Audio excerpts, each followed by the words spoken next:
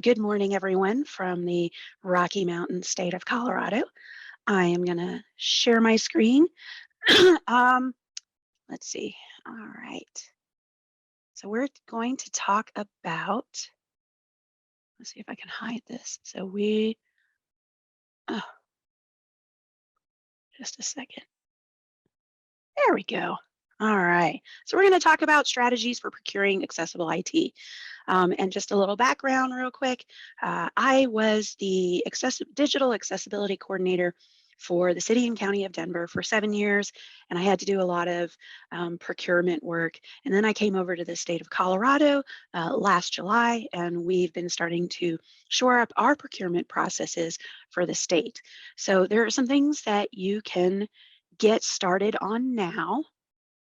I would love for this little bar to go away. Um, if anyone knows how to do that, that would be great. So anyway, getting started, there are things you can do now, including, folding in some existing things into your procurement processes. Some quick wins that you can do right away. Start looking at your boilerplate contract language to include your accessibility requirements. Something that we did at the city, we have it at a certain level at the state, and we're going to improve that level at the state so that it's really tight, it has teeth. So that's the first thing that you can do. Then you can start right now asking your vendors for conformance reports. So accessibility conformance reports, such as a completed VPAT or voluntary accessibility product template. And what it does is it's a template that your vendor would fill out and show for each portion of the WCAG guidelines or whatever guidelines you are wanting them to comply by. Note there's a few different ones. You can have them fill out and say they are or they are not compliant in that area.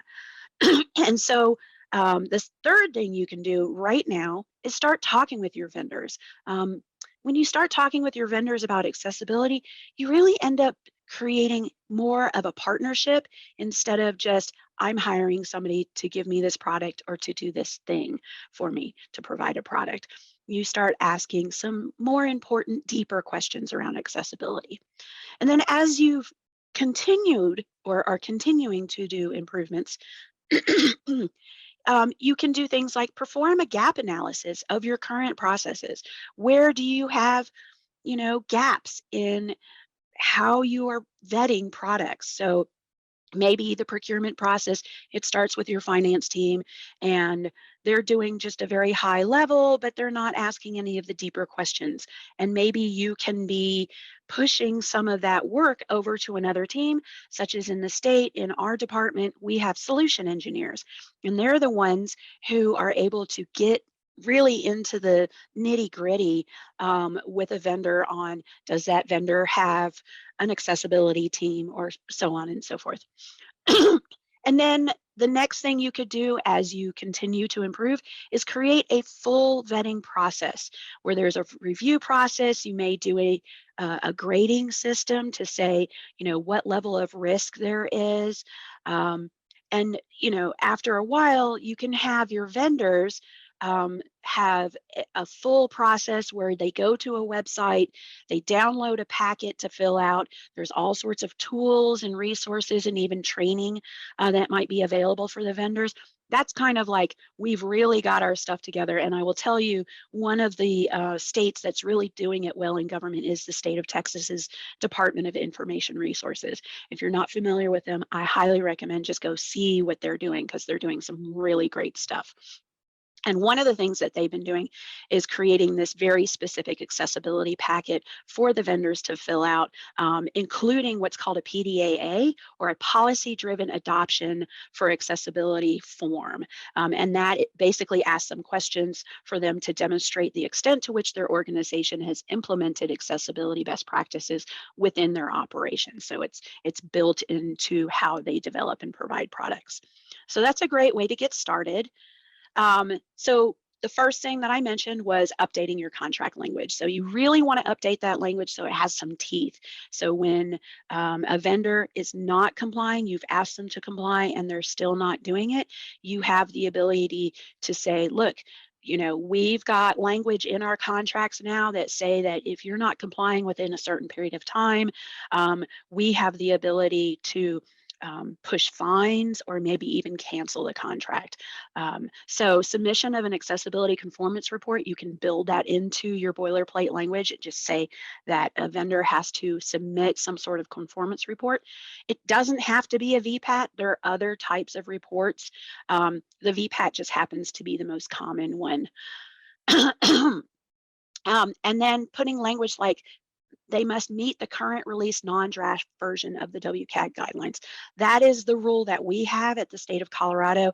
We passed statute HB 211110, which requires all government entities to be fully accessible for their digital products, both internal and external.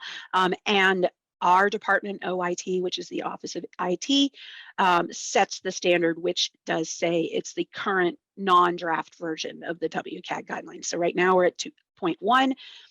We're waiting, they say May for 2.2. We're just waiting for that. And then we're going to have a transition to 2.2. Again, penalties for non-compliance with schedules. We do have penalties set for some of our vendors. This is a new thing. And you want to try again and have that relationship with your vendor. And there's the opportunity to give some time, reasonable time to your vendors to get into compliance. But then if it's still not happening and you're not getting any traction, this is the way for you to push with the stick as opposed to the carrot. And then regular conformance. This is something that we did at the City and County of Denver. We required yearly reporting and or testing of all of our digital products. So our vendors would submit a conformance report every year, or if they had submitted within the year before, maybe it was because it was for an upgrade, and we just asked for that minimum requirement of yearly reporting. And some organizations do bi-yearly, so every 2 years. And then including that is testing requirements for the product upgrades or enhancements. Like I said, anytime you have a major upgrade or enhancement, you want a new report to ensure that you're still staying within compliance. And then something else that we did, this actually came out of the Department of Justice as a recommendation or a requirement when I was working. Basically, we had a DOJ settlement to get all of our technology compliant. This is in my previous job. And our testing was so specific that we had to have people who had those specific disabilities, someone who was blind or low vision, deaf or hard of hearing, someone who had mobility disability, and cognitive disability. So we had people who could actually test in those 4 areas with those lived experiences. That's a really hard one to do, but if you can do it, it's worth it. And then include assurances in your contract language that commit to accessibility and requirements that will be met by the launch of the product. So we've had situations where we made sure that the vendor planned for accessibility as part of the development of the product so that it would be accessible by launch. There were some situations where we had negotiations and said, okay, there are a couple of outstanding items. We'll give you 30, 60, 90 days, whatever it was, to get those last items into compliance. And so all of these things you can build into your contract language. And then when you're working with vendors on accessibility, again, you want it to be a partnership. The vendor should be committed to providing a quality product, and that includes being accessible. If they're proud of their product, they should be happy to, work on making it accessible, even if it's not fully accessible. And to be honest, we know that no product is 100% accessible 100% of the time. We know that technology moves at the speed of light, and so you have to work at it and keep on top of it, and your vendors should be doing that as well and willing to work with you to achieve that compliance. So if they don't have a conformance report yet, ask the vendor for it. If they don't have one yet, but they are doing accessibility work, you can guide them through that conformance report. We've had that situation before. Admittedly, in the beginning, if they don't have a conformance report already, it does raise a little bit of a red flag, but it's not a showstopper. So that's when you have these conversations with the vendor and create that partnership. And then ask them, do they have a roadmap for accessibility and for a timeline for those fixes? We've been working with some of our vendors, and yeah, not everything's fixed right away, but we had a list of issues and we've sent it to the vendor, and then we asked them, can you give us a roadmap and a timeline for when these things are going to be fixed so we can plan and maybe have an accommodation for that area in the meantime. And then something else, and I love this about Texas, they provide all sorts of training videos on how to respond to RFX, which RFX is just a generic statement for your RFPs, request for proposal or request for information or whatever it is. But if you give them the tools and training ahead of time, they're going to be prepared. So you can help them be prepared and make the process easier for everyone. And then, oops, there we go. So one of the things that you can do as you're talking with the vendors is create a vendor checklist. So we've created a vendor checklist and it asks all of those basic questions such as, is your product WCAG compliant? Do you have a conformance report? Do you have an accessibility team or developer roles in your organization who specifically address accessibility, including, you know, do they know how to use a screen reader, which is a very specific technology, requires a lot of skills. You can't just throw a developer into, hey, go learn JAWS. That doesn't work. It takes time and training for that. So you want to ask those questions. And then again, if it's not compliant, is there a roadmap and timelines? I like to keep those timelines within about 90 to 120 days at most to come into compliance.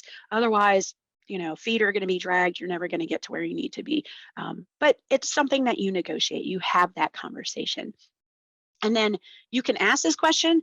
Not everyone's going to have it, but if there's a third party attestation, which is basically evidence or proof of something being accessible, there are organizations out there who can provide this, including a lot of testing organizations. They can certify that a product is accessible. So ask if that product is accessible.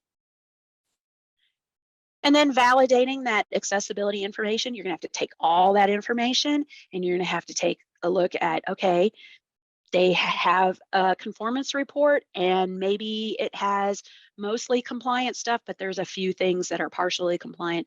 Maybe there's one or two things that are non-compliant. And then you decide, what's the risk here? Maybe the risk is medium, but you're talking to the vendor and having that conversation to get you from a medium to a low risk. One of the red flags when you get this information back is, did they complete the compliance report? Did they finish the first page of the report, which talks about, you know, who your contact person is, what the name of the product is, date, all that simple contact information. But when a report isn't completed, that's a sign that they're not dedicated, that they're not focused on that. And then follow up with the vendor after you've reviewed everything to ask follow-up questions, concerns that you have. If you haven't asked any detailed questions yet, such as their practices, their roadmaps, now is the time for you to do it. So you may get a packet in or just asked for a bunch of information. You have people reviewing it, and then they create questions to follow up with that vendor. And then VPATs, what the heck? So a conformance report, a VPAT is just the template. The conformance report is like a completed VPAT or other type of template. And so you want to know how to read that, or the people that are doing that work, you want them to know how to read and make intelligent decisions based on what they're seeing in those reports. So make sure that all the information is there, including the conformance rating and the remarks for every success criteria, especially those success criteria that might be partially or non-compliant. You want them to fill out the remarks to tell you, well, why isn't it compliant, or what area of this isn't compliant, so that you can have that discussion.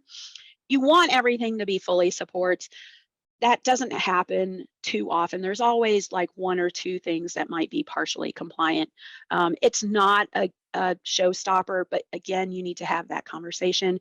And then the real red flag is if you get a report that says partially supports or a lot of does not support, that should really give you pause, and maybe you can still have that conversation with the vendor, but maybe it's time for you to look at another product. So I'm going to take a look at this other presentation real quick. And this is understanding a VPAT. So this is just supplemental to my main presentation, and it will go through just generally what a VPAT is and how to look at it. So again, it's a voluntary product accessibility template. The official template is from ITC. I have a link in the other presentation to get to that. The only rule is you're not allowed to change the template itself, but you can download it and use it, or your vendors can download and use it and fill it out. You just don't want to change the template.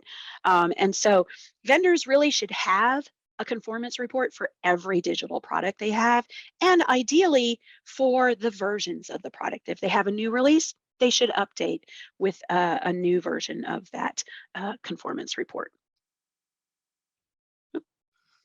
So the elements of a VPAT. The template includes, first of all, links to the WCAG guidelines, so no questions there, and there's links to other guidelines as well. Instructions for how to use the VPAT, so how to fill it out. Then there's a page for your basic product information. As I said, product name, the description, report date, and contact information. Please try and get the contact information. It'll save you later. And then the report itself, which is a series of tables. It's 3 tables for level A, level 2A, and level 3A. Most people don't have level 3A, so they just skip that. But you want to make sure that level A and level 2A are filled out if that's your standard, which for most people it is. So, and then in those tables, it splits it by A, 2A, and 3A. So you may not see all of the elements of the WCAG in the exact order that you would see it on the WCAG website, the W3C website, where they list all of it, because they list it straight by number. And this is so that you can focus on your level A issues and your level 2A issues. And then so for each of them, it's a row for that criteria. And then the conformance level rating is what the person fills in, whether it's fully or partially or non-compliant. And there's a couple other things in there. And then those remarks and explanations. And so this screenshot right here that I'm showing is just an example of the conformance table.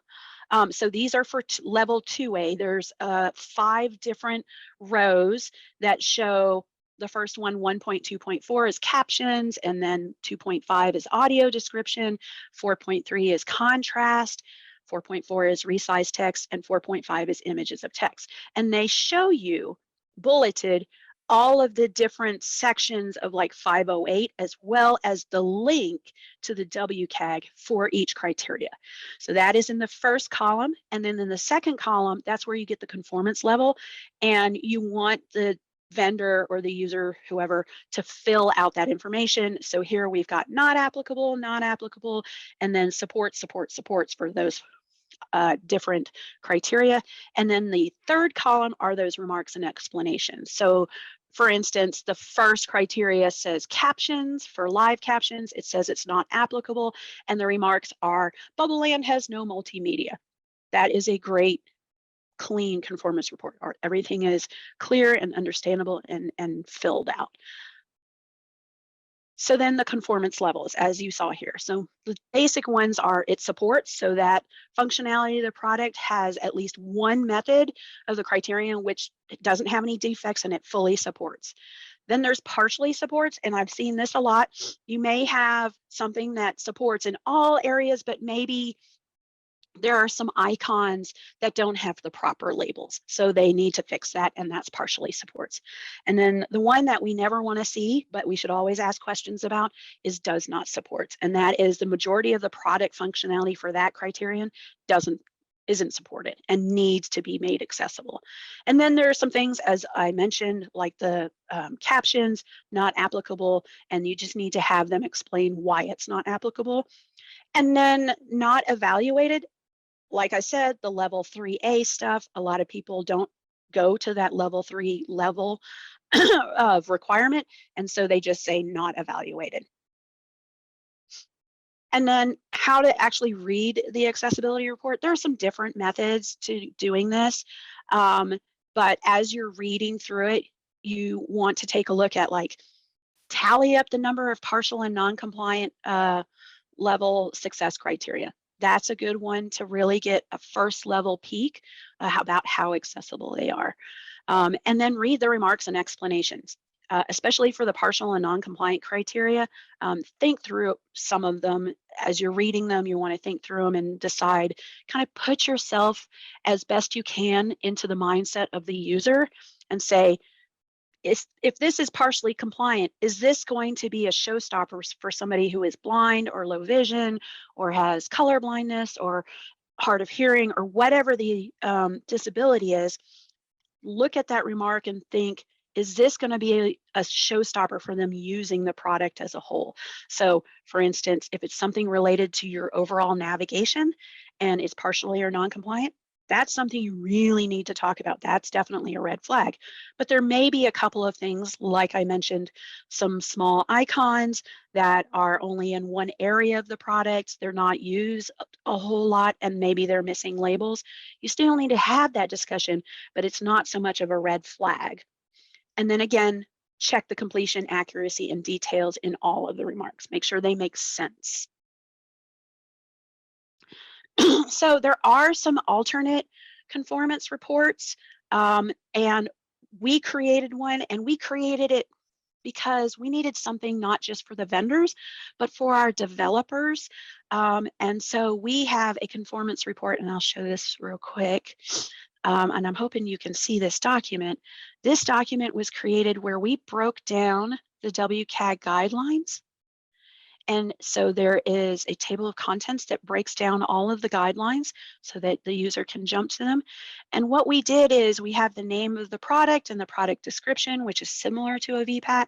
But one thing we ask for beyond this first page information is for each guideline, we included user stories, and that really helps for developers. So when you have an internal development team, or you've even hired out a vendor to do development, you can give them this report to fill out, and they can use it as they're developing to identify accessibility, compliance, and where there might be issues. So this is an alternative. There are some other alternatives out there, but you can see that guideline 1.2, time-based media, and then it goes to the next one, so on and so forth.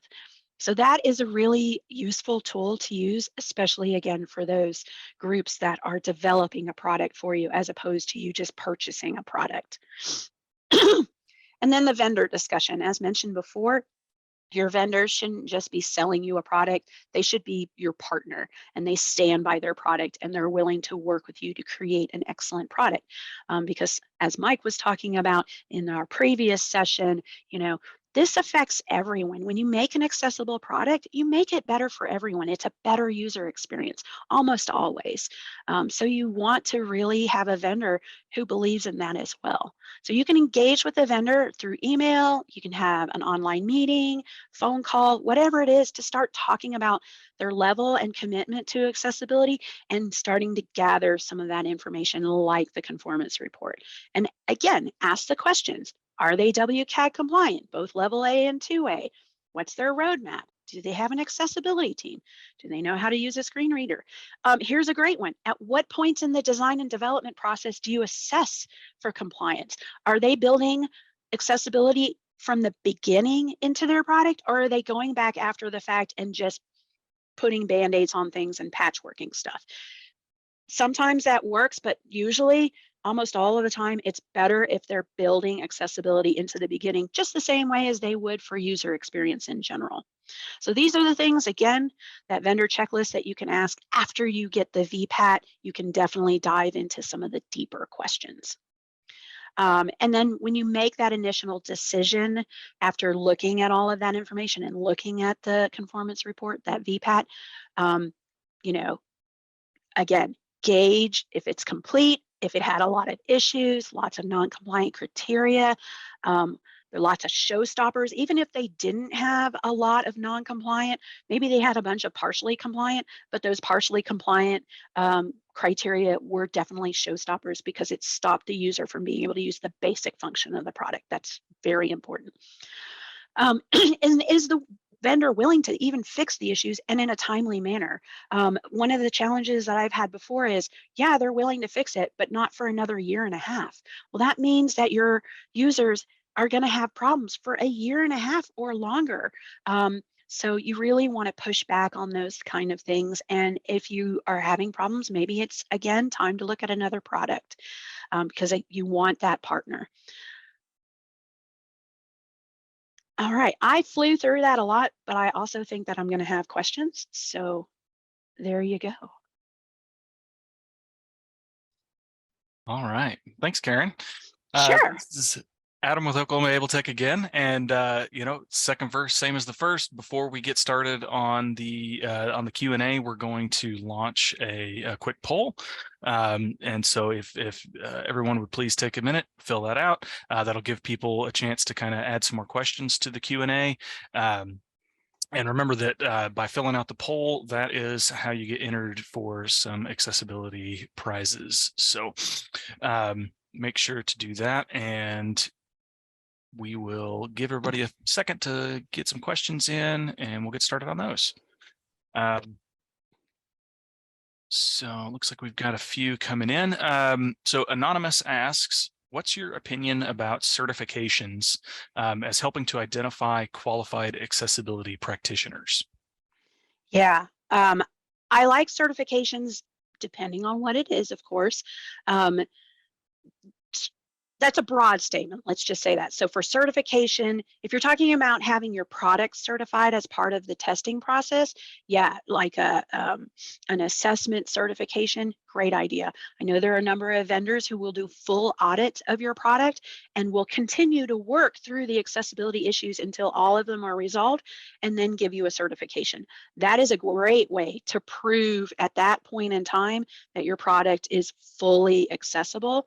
Now you have to remember that you're going to have to keep up on it. So get it, maybe every couple of years if you want to do that, and then do the continuous work to keep it up to accessibility standards.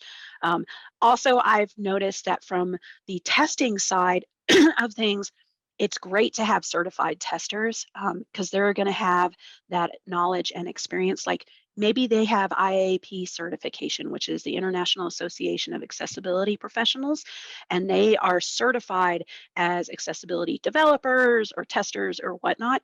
That's great because you know the level of their knowledge and experience.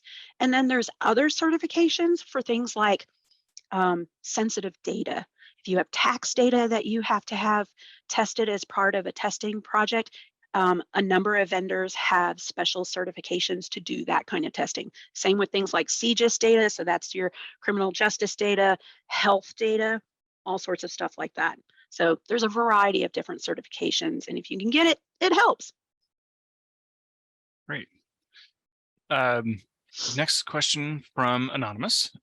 We have an issue with vendors providing VPATs that exaggerate the accessibility of their products. What do you suggest to get a true sense of a product's accessibility? Yeah, that's a great point because let me just tell you, VPATs, conformance reports, are not a silver bullet. They will not be the end all be all of confirming accessibility.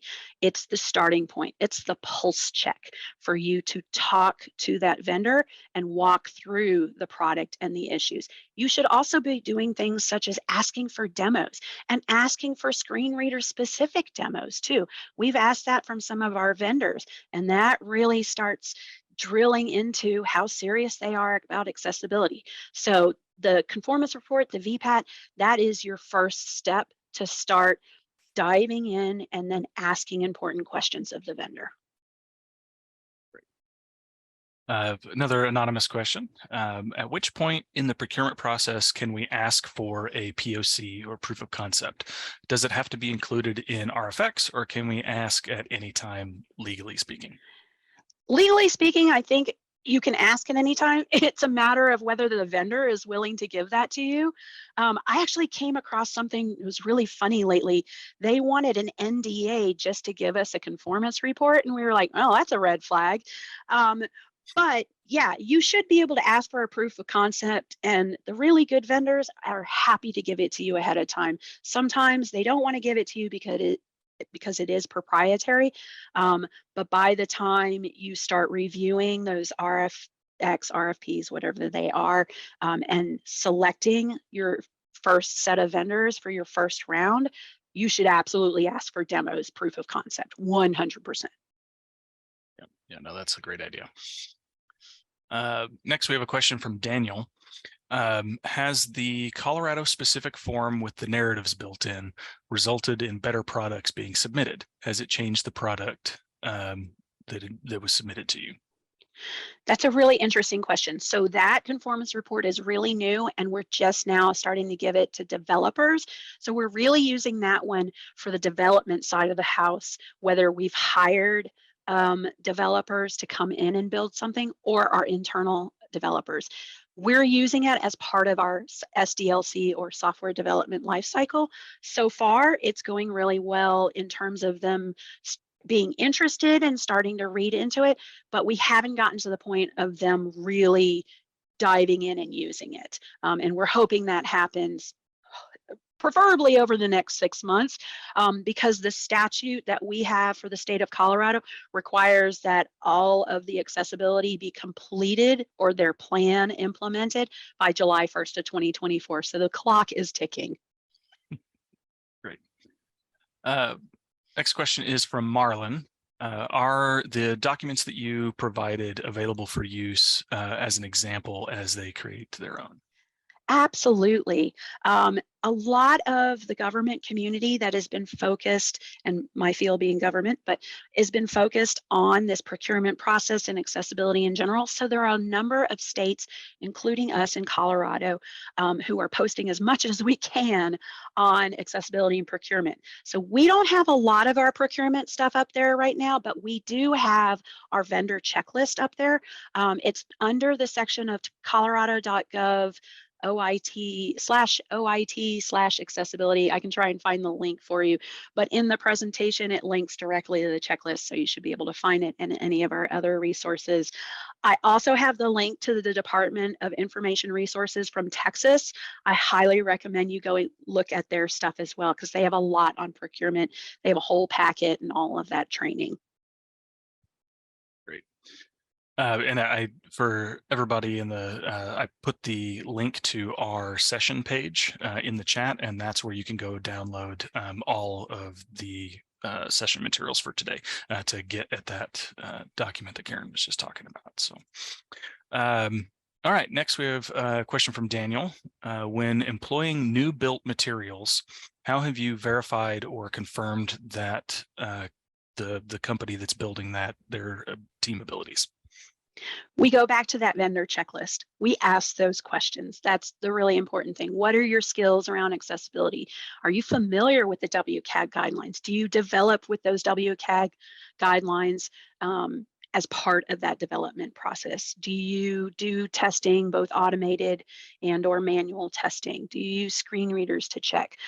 There's some other tools out there that developers and designers use to check things like screen reader functionality. There's one called JAWS Inspect that we use.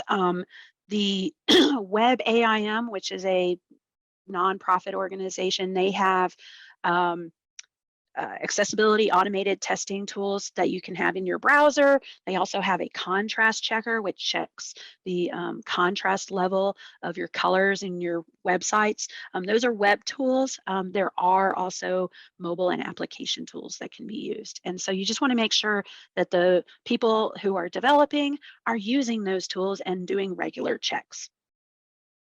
Yeah, no, that's great. Yeah, we use a lot of those tools at Able Tech as well when we're doing training and stuff for folks. So that's good to know that. Yeah, and hopefully they know what they're talking about when you ask them. That's going to be a big sign. Yeah, definitely. Like anytime when you ask a question and they're like, "What's that?" That's kind of a red flag. Yeah. Yeah. Next question from Anonymous. When you've successfully partnered with a vendor to influence them to improve the accessibility of their product, have you found better results reaching out to sales, support, or development? And then does it vary depending upon vendor and their organizational culture? Second question I will answer right away. It absolutely varies. Most of the time, we end up getting a support team. Like we work with Google and they've actually been great. We send our issues over there. They have like a ticketing system so they track the bugs, but they have an accessibility team and they have a support person that we're connected with. We have regular meetings. And so that's a great relationship. But I've had other relationship where there might be just like a customer support person who gets you connected with the developers and then you work with the development team. There's about 1,000 flavors of how that works. Yeah, for sure. All right, another anonymous question. Let's see, it says the itic.org site referenced has over 50 contrast errors on their homepage alone. Should you trust a vendor or resource that can't provide a compliant site or resource? That is a funny question. And it's funny because one of the other things I do as part of the vendor kind of checklist and checking on the vendor is I go to their site and our solution engineers do. In this case, yeah, I mean, it does give me pause and I kind of roll my eyes like, come on, you're in this field. But at the same time, this specific instance, they're just providing the template for you to use. So the template is good and the template is accessible. I've checked it before. Hopefully it's still accessible, crossing my fingers. But yeah, in this case, the template doesn't necessarily get influenced by the accessibility of the site, but that is disappointing that there are so many contrast errors. Yeah, we encounter that quite a bit as well. Oh yeah, yeah. Contrast errors are probably some of the most common ones too. Yeah, for sure. Let's see. Next, we have a question from, I'm gonna missay this, Ali Kath Stager. When we accept accessibility issues via a contract, we as a college then assume the responsibility for accessibility issues. How do you recommend that we deal with that? That's a really interesting one. So one of the things in the statute that we have is ultimately the department that owns the product is responsible for its accessibility. So they're also responsible for negotiating with the vendor to make things accessible. Um, yeah, one of the things that we tell agencies is continue to work with the vendor to make the product as accessible as possible. Document all of the things clearly that aren't accessible. Plan for accommodations in any areas where things aren't accessible. For instance, you have an infographic, it's very complex. You aren't able to make it accessible. Then do an associated transcript of what's happening in that graphic. And that is an accommodation that actually is an accessibility fix in that case because you tag the infographic with the high level information of what it is, and then you walk the user through what's happening in that infographic. So you kind of have to plan for that kind of thing. Um, Unfortunately, there's different ways to deal with this, just depending on the situation. But yeah, ultimately, no matter what, it's not going to be the vendor's responsibility to make it accessible beyond what you've asked them to do or beyond what's in the contract. So it's going to be your responsibility to stay on top of them to ensure that accessibility, which Well, that's can be why tough. yeah, yeah, for sure. And that's what, why making sure that some of that language is in your contract so you can kind of hold their feet to the fire a little Yeah. bit if they do, try to fight you on it. If you can front load as much accessibility compliance as possible, you're going to be better off. Yeah, absolutely. Okay, looks like we just have one more question in the chat. I just want to remind everybody, if you've got any more questions, we've still got about 10 minutes till our break. But if we get through all the questions, then, I see no reason that we can't take a little bit of an early break. Yeah, feel free to just go ahead and send in any more questions as we're covering this last one. And if not, then I'll kick it back over to Lissa after that and we'll close this session out. So Anonymous asks, when we find accessibility issues within a product that we've purchased, how do you see the responsibility of accessing the issues? Are we just doing their testing for free or at the cost of our employers? Again, many flavors in this situation. We want to try and make the vendor do the testing. Um, it's harder if you've already purchased the product, to be honest.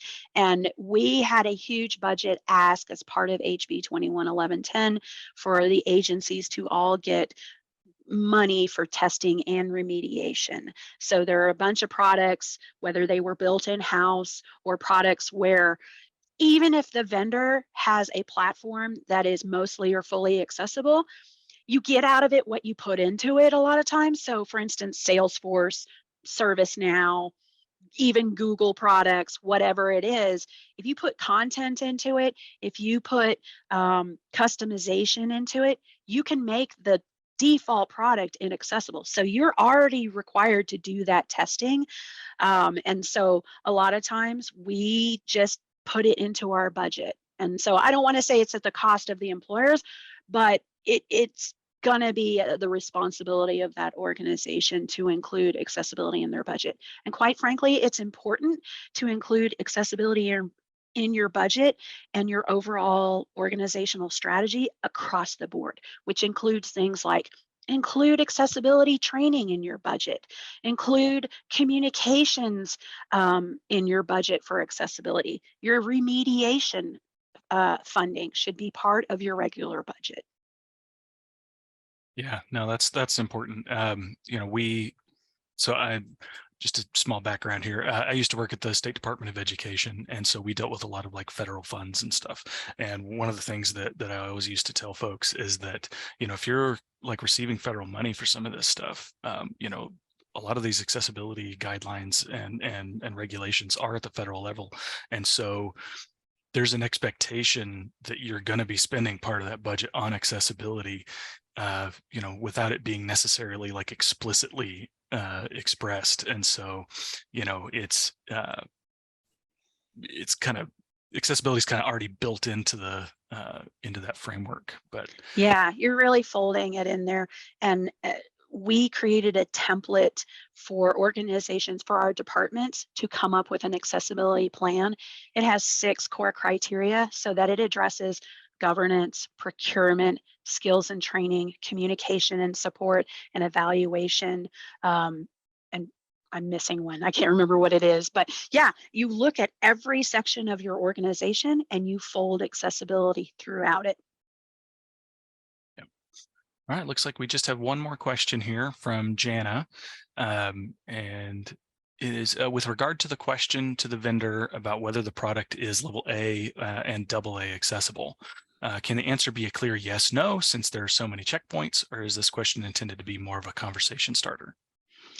I think if you're just asking the question, are you compliant? It's a conversation starter. And that conversation should then go, okay, you say that you are. Do you have some sort of compliance report to show that you're accessible? And if they say no, can we get one? Here's a template. You start getting in that conversation. So, yeah, it really is that first question is just a conversation starter to see. Like, I've even had companies that say, what's that? Oh, okay. Backing away. Yeah, and unfortunately, a lot of times you do need to double check the vendors because it's very easy for them to go, "Oh yeah, sure we are. Yeah, we're that." Well, and I will And tell you, sometimes you'll start the conversation with a customer service person or a salesperson, and they have no idea. And it's okay if they say they don't know, although they should, but then you can say, can I talk to your development team? So yeah, it's a conversation starter for sure. okay, great. Well, that is all the questions we have today. So thanks, Karen. And Absolutely.